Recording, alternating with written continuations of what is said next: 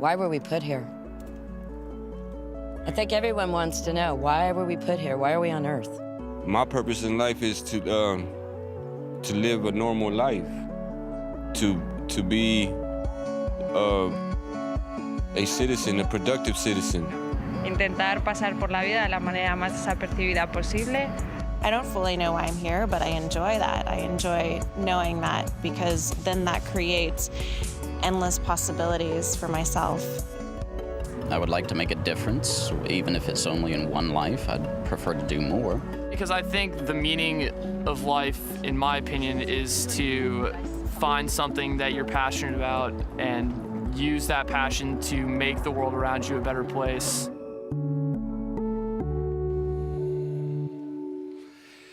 Hey, welcome, my friends, to a historic moment. Thinking of all of you at the Bolingbrook campus and at 95th campus and Wheaton and Hobson. When I say historic moment, I'm not exaggerating. You have chosen to participate in something that's never happened in the history of Chicagoland, as far as I know. And that is this joining together of over 800 churches right now. Can you imagine it? You got to use your imagination to try to think of all of these hundreds of thousands of people in Chicagoland who have said life matters and questions about life of ultimate significance must be discussed and pondered. And that's what we're here to do. I just think God has got to be so excited as he looks down on all of these spiritually curious folks saying, let's go on a journey together in pursuit of truth and see how our lives change as a result. Not only hundreds of thousands of people at 800 churches, but also in the next 7 weeks, there are going to be thousands of groups throughout Chicagoland. We call them discussion groups, meeting in restaurants and workplaces and homes, where folks, spiritually curious people, will be discussing and asking honest questions that they've had for a long time, but not had anybody who would talk with them about it. How exciting is this going to be? May God bless all the churches on this quest and all of the groups in this next 7-week period. It is going to be so fun to see how God changes all of us as we go on this journey together. And this first question, boy, what an important one. What is the purpose of life? I mean, you only live once. Might as well live it for the right purpose, wouldn't you agree? And so let's study it. I want to start by telling you a story from my childhood that I'll never forget. I was 8 years old. Our family was down in Florida on vacation, and my mom bought me a kite. And out on the beach, I was flying this kite, and it was a great day. The wind was strong, and I don't know that I had flown a kite much, and so I'm holding this, watching my kite go higher and higher as the spool spins out of my hand. Well, I fumbled it. In this exciting moment, I fumbled the spool and dropped it and watched as it went bouncing down the beach. Has anyone lost a kite before? You know, truthfully, it doesn't matter, right? It's a $10 kite, for crying out loud. But in my 8-year-old mind, I freaked. This was a tragedy of epic proportions. I'm like, no! And everything inside of me suddenly lit up on this quest to get the spool before it disappeared forever. I was not a fast runner, but on that day, I ran like the wind. I took off, just, no, and I'm running after it. Now, the thing bounced through areas where people were laying on their towels sunbathing. Not good. Did I care? Not at all. With singular focus on the objective, I ran over people's towels. I kicked sand in people's faces. I just didn't care. I mean, something devastating was underway. And I ran and I ran. I remember thinking for a time, I'm gaining on it, I'm going to get it. But then, I don't know if you've tried to run on sand before, but it is exhausting. And my heart is burning, my lungs, keep going, you gotta do it. Well, eventually, as it went, it bounced, the wind took it kind of off the beach and into some vegetation that was growing there. Well, without even slowing down an iota, I charged through bushes and plants. No, just running like a crazy person. Well, I failed. A major gust came, and I remember the spool lifting off the ground, and there it just went off and it was gone forever. I looked down, and my legs were just shredded. I had blood running down my legs from the bushes and the plants that I had just charged through. You're like, Jeff, you were not a real smart lad, were you? No, I guess I wasn't. From this perspective, the folly of my exercise is so obvious. I mean, I'm probably not going to get my goal of getting the spool. You can't outrun the wind. And the objective was not worth it. I mean, so imagine I had gotten it. Really? The exhaustion, the blood, the offense to the others you kick sand in. I mean, was it worth it? No. And I share this story because I think it's a little parable for life. My kite flying beach run is what each of us are doing. Your life is like that moment. You're going after some objective. There's a purpose in life that you're pursuing, and you're probably pursuing it with some tenacity. And you may say, no, I don't have a purpose. You know what?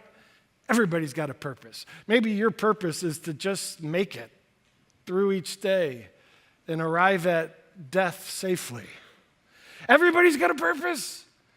And this question of, is my purpose one that's realistic? Meaning, can I really achieve this goal, or will I arrive at death, and say I'm going to be a millionaire and I never was, And better, more important, is my purpose the right purpose?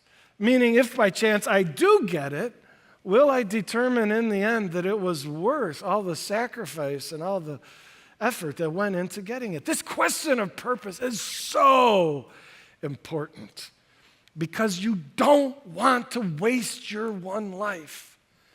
You don't want your life to be meaningless, a chasing after the wind.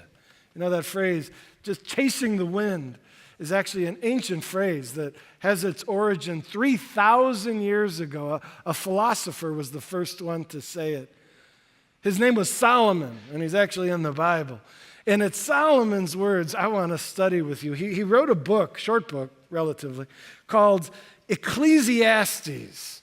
And Ecclesiastes is like his journal entries, the results of his experiment regarding this topic of purpose for life. Let's take a look at it, shall we? Let's start in the very first verse of the book of Ecclesiastes. We always teach out of the Bible around here at the Compass Church, and if you want, that we provide Bibles in the seat backs. You can find Ecclesiastes pretty easily. Right in the middle of the Bible is a big book called Psalms, and then after Psalms is Proverbs, and then Ecclesiastes. Let's start with verse 1, shall we? Ecclesiastes chapter 1, verse 1. The words of the teacher, son of David, king in Jerusalem. Meaningless, meaningless, says the teacher. Utterly meaningless. Everything is meaningless. Interesting. You'll notice I've highlighted two words, teacher and king. This Solomon, the son of David was Solomon. This Solomon was unique. He was both teacher and king. Now, king is king in Jerusalem. Jerusalem was the capital of the nation of Israel. And Solomon was Israel's third king. David, his father, was the second king. Israel existed for a long time before. It just wasn't a monarchy until this season of Solomon, David, and his predecessor. Well, Solomon happened to rule as king starting in 970 BC, 3,000 years ago. And he ruled for 40 years, the most prosperous years in Israel's history. Israel was wealthy, the economy was booming, the nation was widely respected and powerful in all the world. And Solomon is unique, not only as a king, but as a teacher. Most kings wouldn't call themselves a professor or a scholar. But Solomon would, and rightly so, because he was an intellectual. He was a philosopher seeking to research ultimate questions. And this topic we're here to discuss, what is the purpose in life, was his favorite.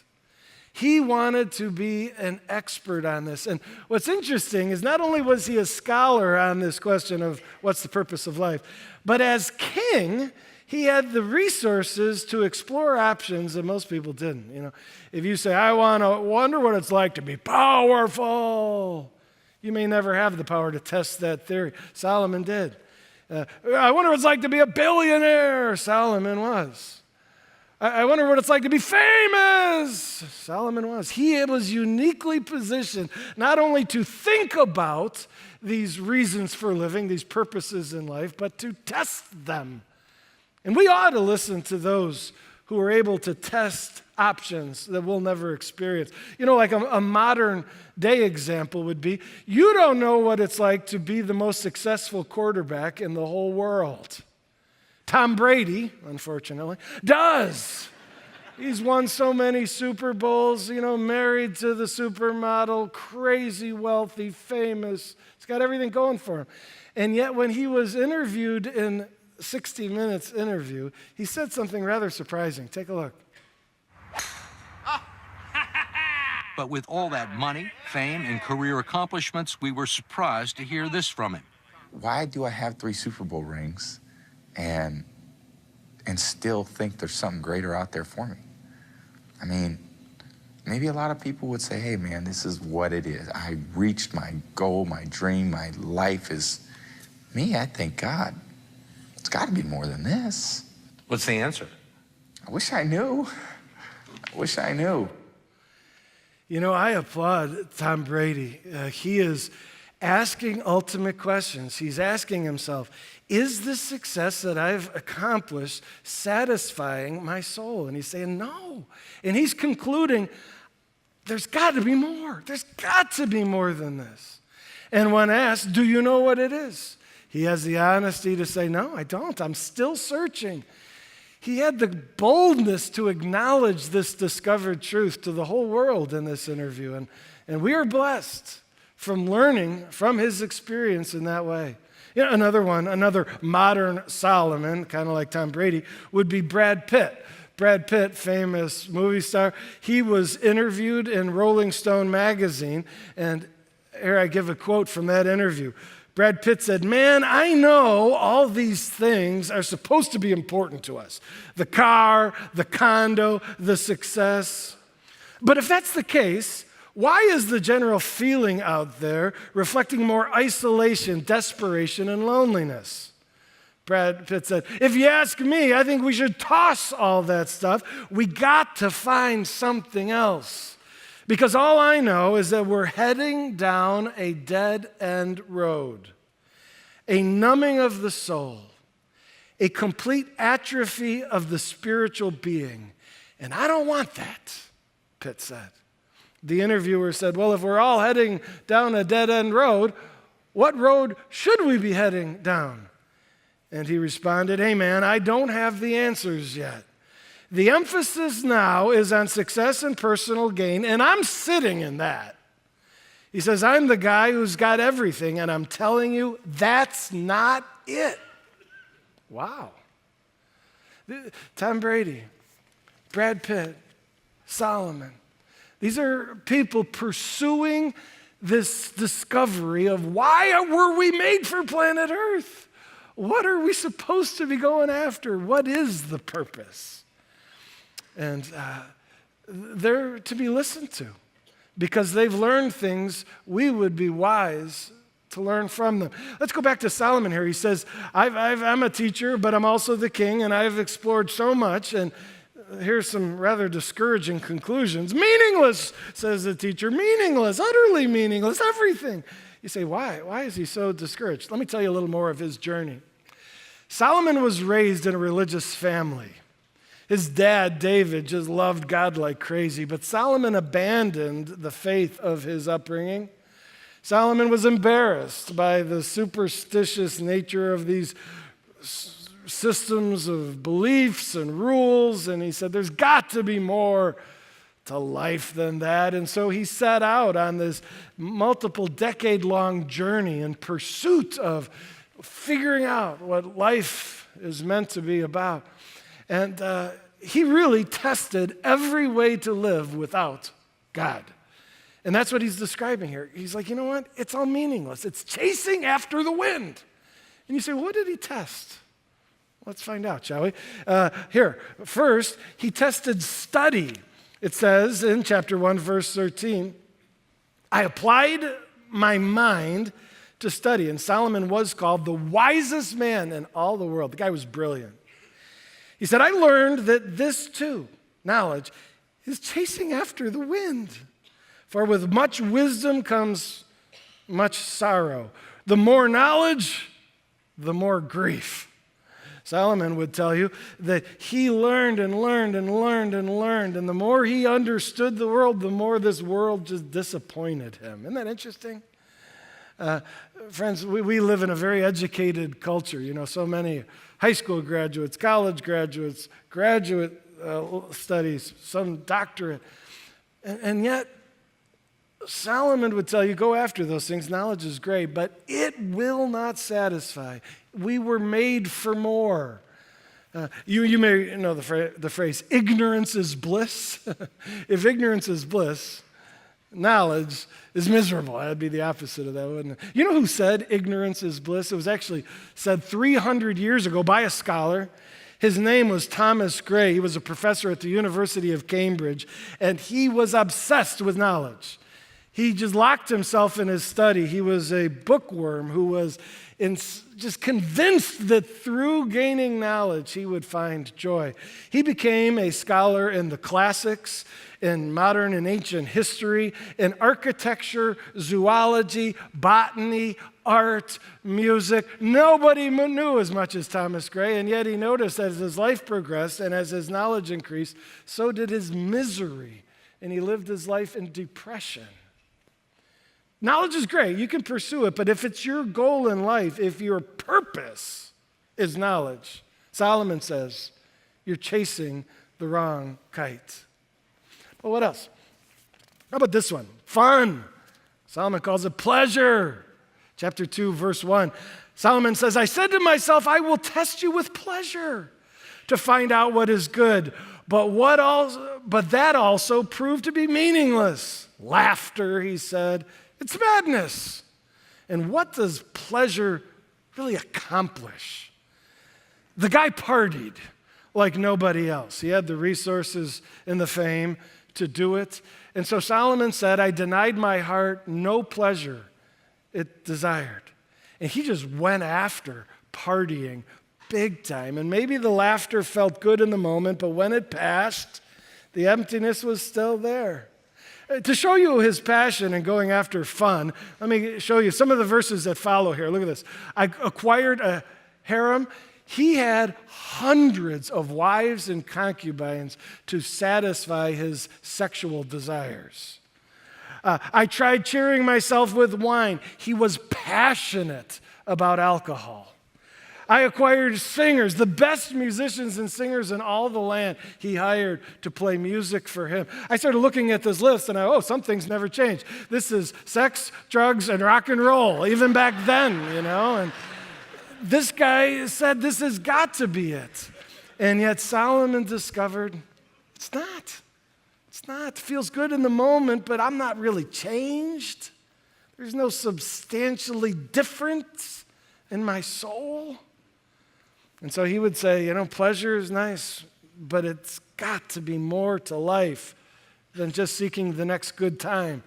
What about work? In chapter 2, verse 17, he said, all my work is meaningless, a chasing after the wind.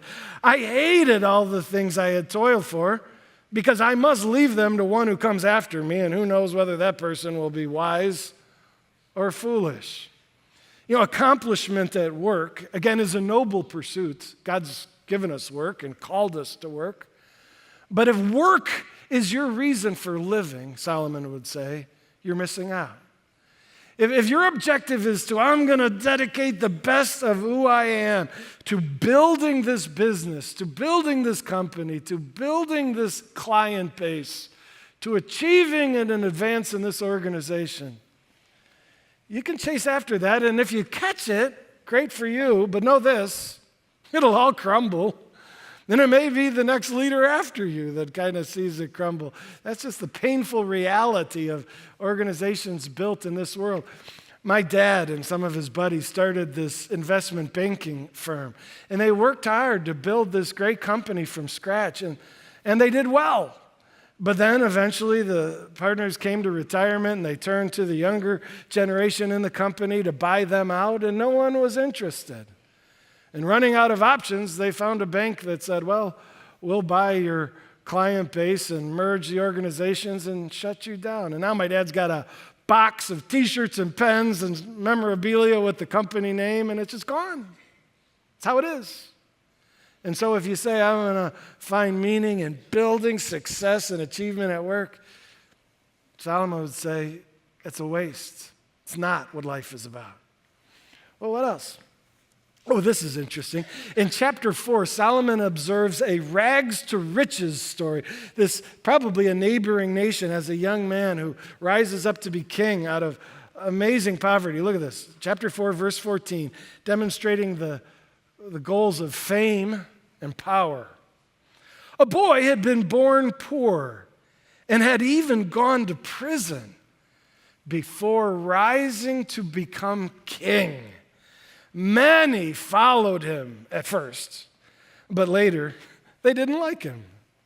So fame and power are meaningless, like chasing the wind.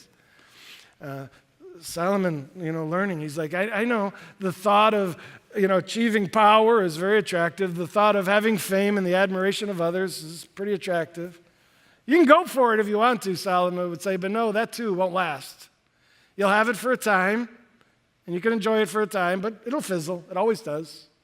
Do you want the respect of people? Fame, I don't expect world fame, but I'd like to be a big fish in a small pond, And maybe you think I'd like some people to admire me or to have some power. It just doesn't last. I had an interesting conversation. This is some years ago after church. This guy came up to me, and I had never met him before, and we were having a neat conversation. I asked him his name. And it was like when I asked that, I had found him out. He said, I'm Danny Warfel. And I'm like, oh, that's nice. I had no idea who that was. Maybe you do. And he went on. He goes, Jeff, I'm one of the quarterbacks for the Chicago Bears. And I'm like, oh, Danny, I'm sorry. I'm a big Bears fan. I just never heard of. And he's like, don't worry. I'm a backup quarterback. I haven't gotten any playing time. He goes, my NFL career has been pretty lackluster. Oddly enough, he said, I was the Heisman Trophy winner back in college. I played for the University of Florida and won the Heisman, but everybody expected great things in pros, but it just hasn't gone that way.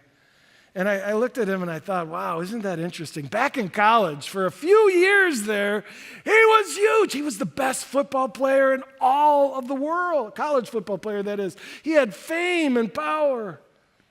Hope he enjoyed it, because it's gone like sand falling through your hands, Solomon would say. You may have a little season where you're big stuff. It'll pass, just wait. And Solomon would say, there's got to be more than chasing these things. One more. How about money? Solomon was the richest man in the world at that time, and in verse 10 of chapter 5, he says this, whoever loves money never has enough. Whoever loves wealth is never satisfied with their income. Isn't that true? This too is meaningless, he says. It's true. If you're obsessed with money and getting wealthy, you'll never be satisfied. I mean, we're one of the richest countries in the world, and yet who's satisfied with their income? Why are we not satisfied? Because there's always somebody making more than us. No matter what, if we make more than others, who cares? But look at the lifestyle they've got. We're not there yet. And we assume if we were there, then we'd be thrilled. Money's nice, but Solomon would say if you make that your objective, you are going to be on this treadmill of chronic disappointment. We were made for more than collecting dollars, Solomon would tell you. Now you're saying, this is the most depressing sermon I have ever heard in my entire life. All you've told us is that none of these work. What works? What is the purpose of life? It's ironic that Solomon did a full circle, leaving the religion of his youth and trying every avenue he could think of finding purpose without God. He came right back around to a realization that we were made for our Maker. Look at this. Ecclesiastes chapter 12, verse 13. This is at the very end of his record, his book. He says, now that all has been heard, here is the conclusion of the matter. Fear God and obey his commandments, for this is the purpose of all mankind. Interesting. Now, I'll admit that you see those words fear and obey, and they probably don't do it for you. You're like, I wouldn't have picked those words. Fearing God? Here's the problem. This concept of fearing God is majorly important in the scriptures, and yet it's so easily misunderstood. So let me try to help avoid that. Most people, when they think of fear, they think of something awful. You know, the fear of a monster. I run away from the monster, right? That's not the fear of God.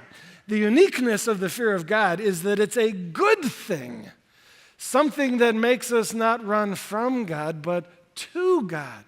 I'll just give you an example. In Psalm, another Bible passage, Psalm 147, verse 11, the Lord says this, the Lord is pleased by those who fear him, those who cling to his unfailing love. What is God pleased with? People who fear him, clinging to his unfailing. Is that somebody running away from God? No. God's looking for a fear of him that results in people running to him and his love. And so what is the fear of God then? If it's a good thing that draws us to God, well, here's what it is. The fear of God is the multifaceted, intense response in the heart of people to all the attributes that make God God. In fact, let me put this down here. The answer is God, but specifically God and his attributes, I get that out of the fear of God, and his authority, I get that out of obey. But let me talk about this fear of God as a response to his attributes. We, and I'm including myself, all of us, we just don't know enough about God.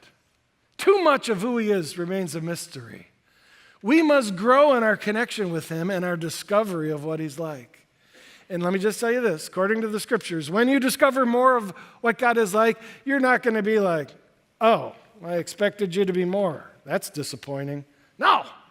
When you discover God's love, his passion, his power, you will be in awe. Your knees will tremble. Your heart will race. You will be like, wow, God. You will come alive. That's the fear of the Lord. You ever talk to a kid who just went on their first roller coaster, and you ask them, what was it like? And they're like, it was terrifying and awesome. Let's do it again. You know, that's the fear of God. Yes, it freaks you out in the most wonderful way, but you've never been so alive in awe of who God is. And so that's what we need. We need to connect with God in all of his attributes and respond with this glorious dynamic called the fear of God. And we must respond in obedience to his commands. I know obedience has a bad rap too. People are like, I can't stand Christianity. It's all about rules. Don't do this, don't do that. Make me feel guilty about this, make me feel guilty about that. And a lot of people reject Christianity for the very reason of rules and obedience.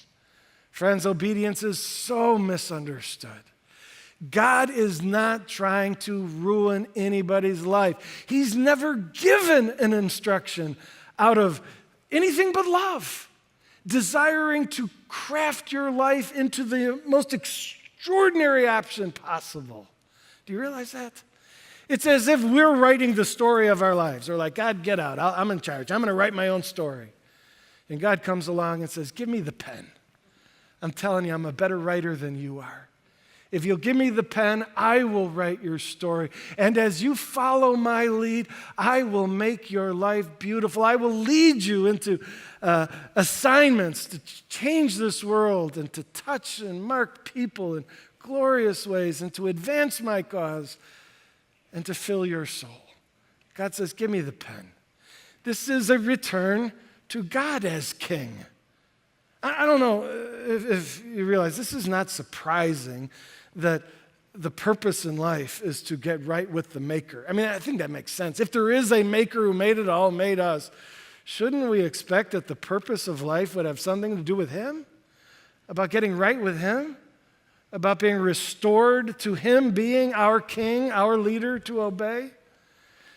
This reconciliation with the king is only possible through the cross of Jesus Christ. And we'll talk about that more in the weeks to come. But what we discover is that getting right with the Lord, getting resubmitted to his authority to obey him as king of our lives, and to tremble in awe of who he is, this is what humankind was made for. This is what we were made to chase after. And some of you are like, oh, I knew that. That's my answer. What's the purpose of life? God. And you give the right answer with your mouth, but I challenge you to take a look at your life. Is that really what you're pursuing each day as you get out of bed? Do you say, Lord, my goal is to know you and to respond to all of your attributes. My goal is to obey you each moment and what you say in the Bible and how you lead me in my unique journey according to your plan. I'm all about you.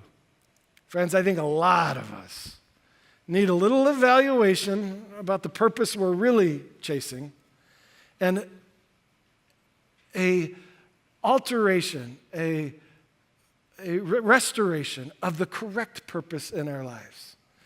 Some of you are like, well, I'm not convinced that God's the purpose of living. I'm not even convinced God exists. Fantastic. Next week, that's the topic we're going to tackle. Does God exist, and how can we know it? Will you pray with me? Lord, I thank you for Solomon.